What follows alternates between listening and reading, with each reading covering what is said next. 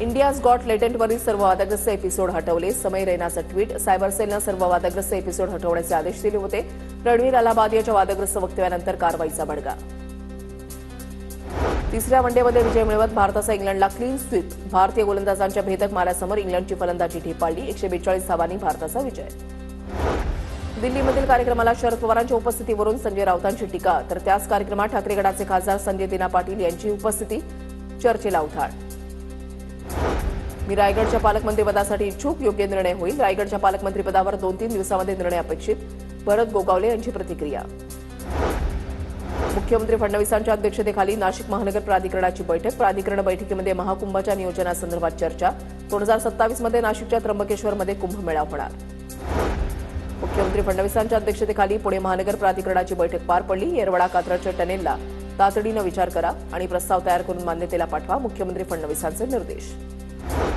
राज्यामध्ये सर्व उपसा सिंचन योजनेचं ऑडिट करा. किती दिवस योजना सुरू आणि बंद याची माहिती घ्या. जलसंपदा मंत्री राधाकृष्ण विखे पाटलांचे आदेश. मुख्यमंत्री फडणवीसांचा घरगुती काम करणाऱ्या महिलांसोबत संवाद. यवतमाळच्या घाटंजी तालुक्यामध्ये महिलांनी फडणवीसांची भेट घेतली. जीवाची मुंबई अभियानांतर्गत संवाद.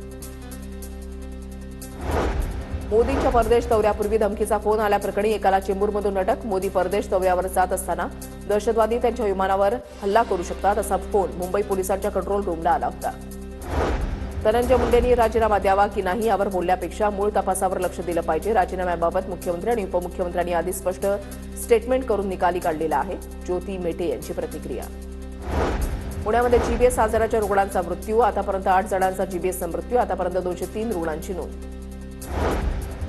पीओपी मूर्ती विसर्जनावरील बंदीविरोधात राज्य सरकार सर्वोच्च न्यायालयामध्ये जाणार. राज्य मंत्रिमंडळाच्या बैठकीमध्ये निर्णय. पीओपी मूर्तीच्या विसर्जनाला विरोध करणाऱ्या अधिकाऱ्यांबाबत अनेक मंत्र्यांकडून नाराजी व्यक्त. पुणे महामेट्रोची ई बाईक फीडर सेवा. प्रवाशांना ई बाईकची सुविधा उपलब्ध करून देण्यात येणार. 10 मेट्रो स्थानकांवर 50 ई बाईक उपलब्ध होणार. आरटी प्रवेशाची सोडत जाहीर. प्रवेश नाकारणाऱ्या शाळांवर कारवाई होणार. शिक्षण आयुक्तांचा शाळांना इशारा. राज्यामध्ये आतापर्यंत 3,05,159 अर्ज दाखल. माघ पौर्णिमेनिमित्त महाकुंभमध्ये 2 कोटी भाविकांचं स्नान. प्रयागराजमध्ये 15 किलोमीटरपर्यंत भाविकांची रांग. तर भाविकांवर 25 क्विंटल फुलांचा वर्षाव.